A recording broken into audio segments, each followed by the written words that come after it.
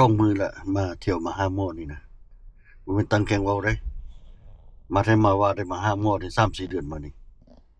มันเป็นจั่งใดกันแก่ด็อกเตอร์นี่ก็ได้มันบ่แล้วจักเทื่อเด้อมาหามันแล้วมันบ่แล้วจักเทื่อบ่คือหมอเมืองลาวเมืองไทยเด้เอาเงินแล้วก็แล้วเลยเด้อเมริกานี่แล้วมันเอาเจ้าเทื่อน้อยอยู่นั่นแหละมันเฮ็ดเทื่อนึงเทื่อหน้าก็นัดมาใหม่เทื่อนึงอาทิตย์หนึ่งเทื่อนึงนะคันว่ามันเร่งนะ2 มื้อติดกันแล้วมื้อนี้มื้อวานนี่ก็มามื้อนี้ก็มาเดี๋ยวนี้นี่อันนี้มาฝั่งพ่นกวนเลือดสิได้นี่ได้ฝั่งพ่นกวนเลือดมีปัญหาจะเว้านำมันอีกแล้วทีนี้นะมาฝั่งพ่นกวนเลือดแล้วมามีปัญหาสิท่ามันเริ่มเป็นยังแข้งขากูจนบวมขึ้นนี่เดี๋ยวนี้นี่มันมื้อแต่ก่อนผมบ่เห็นเป็นหยังแต่ว่าเปลี่ยนตัวยาบางนี้แล้วมันบวมขึ้นนะแกไล่เข้าใจบ่ดีแล้วเด้ว่าเที่ยวหาแต่หมอแม่ว่านี่ 3-4 เดือนมานี่แล้วเที่ยวหาแต่มันอยู่นี่หมอนี่เที่ยวหาแต่มันอยู่นี่แหละนะมันมี2หม้อแม่หม้อนึงให้เป็นหม้ออันผ่าตัดหม้ออันเพ่งด็อกเตอร์อันนี้หม้ออันน่ะหม้อสุขภาพด็อกเตอร์หม้อใจยุกใจยากินตรงมือนี้มันนัดมาอยู่จังซั่นหัวจนเมื่อยมาแล้วแม่บ่ซื่อๆแหละเมื่อยเด้บ่มาก็บ่ได้มันบ่มาก็บ่ได้ของเฮากินอันเงินเท่าเงินแก่กินเงินรัฐบาลเขาต้องได้มากดตามหม้อเขาสั่งจังน้อยมันรายงานไปหาด็อกเตอร์ของเขาว่าบ่มากดตามหมอนัดเขาว่าเฮาอีกแหละเขาหาแผนอันตรายคันเอากินเงินเข้านี้กินเงินรัฐบาลนี้ต้องมาตามเขาสั่งบ่มาตามเขาสั่งบ่ได้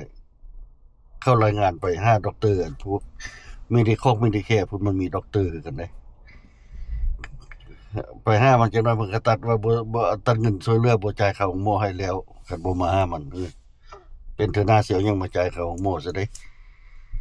ต้องคิดใกล้ๆนิดนึงนะจึงว่าค่อยๆได้มา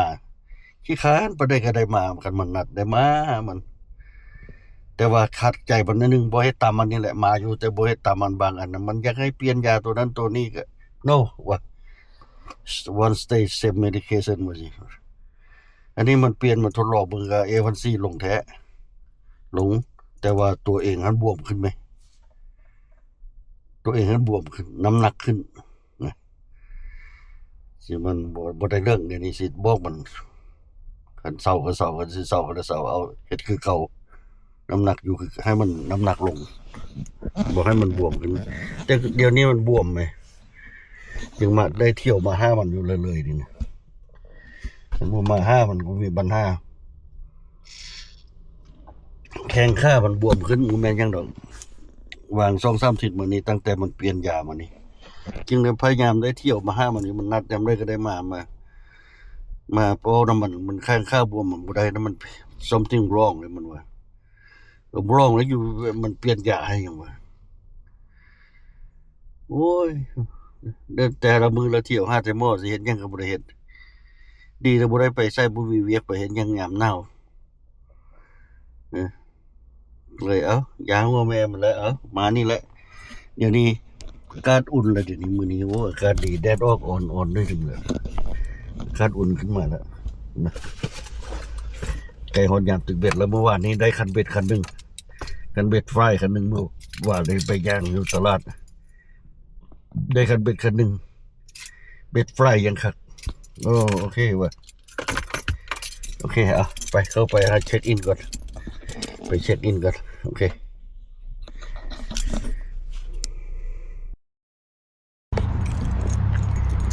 จอเรืออีกแล้วเดี๋ยวนี้บ่จอละลากวดเหนียวพร้อม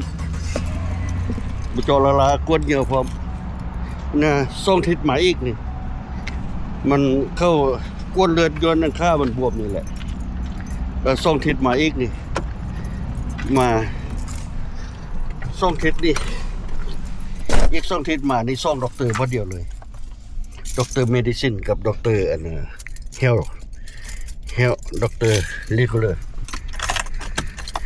เสียด็อกเตอร์เมดิซินสองอีกสองทิศเซมเดย์สองด็อกเตอร์ไอ้ยะเนี่ยเที่ยวห้าเทมโมนี่แหละอย่างนี้โอ้ยตาย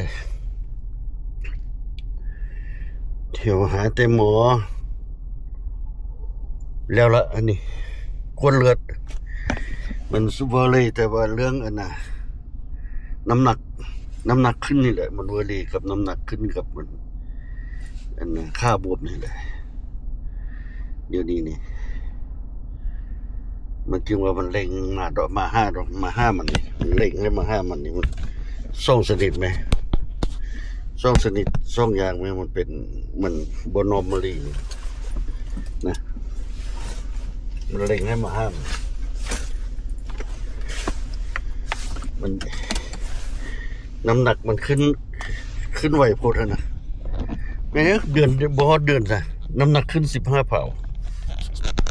เรียกว่าตุยออกเดือนนี้นี่เรียกว่าตุยออกน้ำหนักขึ้น15 เผาบ่ฮอด2 เดือนบ่ฮอดเดือนนะบ่ฮอดเดือนซ้ำนะตั้งแต่เปลี่ยนมาชินมันเปลี่ยนยามันนี่แหละน้ำหนักขึ้นเอาห่วยว่ะรอให้มันฟังมื้อนี้อธิบายให้มันฟังมันมื้อนี้แล้วมันให้กวดเลือดใหม่กวดใหม่หมด everything มันต้องการเห็นหลายอย่างกวดวางอาทิตย์แล้วนี่มามื้อนี้นี่มาฟังว่าเลือดอันน่ะแล่นเข้าหัวใจ normally มันว่าโอเคว่าเป็นหยังเลือดแล่นเข้าหัวใจแล้วมันเป็นหยังมันค่ามันบวมมานะมันยังหูกวดใหม่เพิ่นกวดแนวอื่นบ่ดิมันกวดแนวอื่นกวดคิดเนอร์ไปซะแหละบัดนี้เอาโอเคอ่ะไปกลับบ้านมานี่โอเคกำลังกลับบ้านหม้อของเรื่องหม้อกลับบ้านละ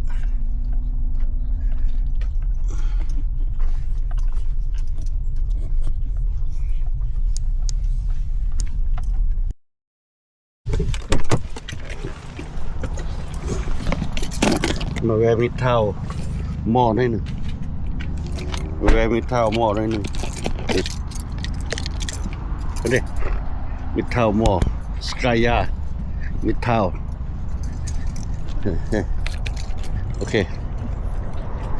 มาเบิ่งเครื่องอยู่นี่ได้หนึ่งมียังแดให้ผู้เท่าโอเค